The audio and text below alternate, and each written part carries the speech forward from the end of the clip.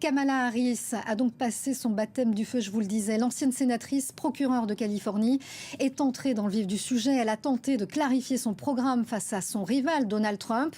Elle ne s'est pas laissée faire, accusant Donald Trump d'être la risée des dirigeants internationaux, je cite, manipulable par les dictateurs. On va retrouver maintenant Loïc Piala qui est en direct depuis Los Angeles. Bonjour Loïc.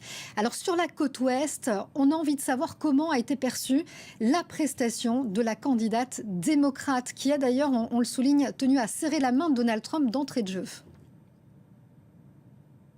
Oui, elle a même été directement vers lui. Ça a été un mouvement qui a été remarqué par le Los Angeles Times, notamment, qui a fait un suivi en direct du débat avec ses chroniqueurs. Alors évidemment, ce n'était pas une surprise. Le Los Angeles Times a opté pour Kamala Harris pour cette élection. Donc on s'attendait à ce qu'il regarde ce débat en se concentrant sur Kamala Harris. Et clairement, elle a fait bonne impression. Ses chroniqueurs ont fait plusieurs remarques. Ils ont remarqué qu'elle avait réussi à embêter Trump under his skin, comme disent les Américains, parce que quand elle a parlé notamment de la question des meetings, en disant que les gens qui venaient au meeting de Donald Trump n'y restaient pas, ça clairement, ça l'a beaucoup secoué. Ils ont aussi insisté sur ses réactions à Kamala Harris pendant que Donald Trump parlait. Vous le verrez en regardant le débat, Donald Trump a toujours fixé face à lui. Il n'a jamais eu un regard pour Kamala Harris. Elle, au contraire, l'a regardé, a beaucoup réagi à ce qu'il disait, a souri quand il disait ce qu'elle estimait être des mensonges. Elle ne s'est jamais vraiment agacée, mais clairement, c'est elle qui est apparue la plus calme, la plus sous contrôle. C'est ce qu'on remarque dans la presse californienne. Elle a réussi finalement à dominer Trump sur ce terrain-là, et c'est lui qu'on a vu s'agacer. On remarque également que les modérateurs ont peut-être trop laissé Donald Trump parler, et on se demande dans le Los Angeles Times si l'équité des temps de parole a bien été respectée, mais c'est une façon de montrer également que Donald Trump finalement a souvent surréagi, et on remarque encore une fois que sur beaucoup de sujets, Kamala Harris a été plutôt à l'aise, et tout a commencé vraiment avec cette poignée de main où elle s'est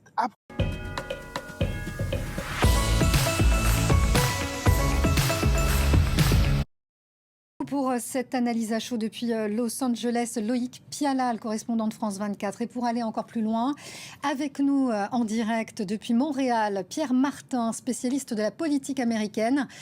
Bonjour à vous, vous êtes aussi professeur de sciences politiques, directeur du CERIUM, le Centre d'études et de recherche internationale de l'Université de Montréal.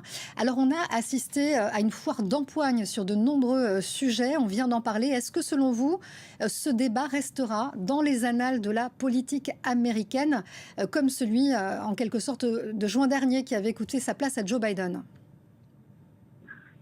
Non, pas autant que celui de juin dernier, parce que celui de juin dernier a été le plus conséquent en débat.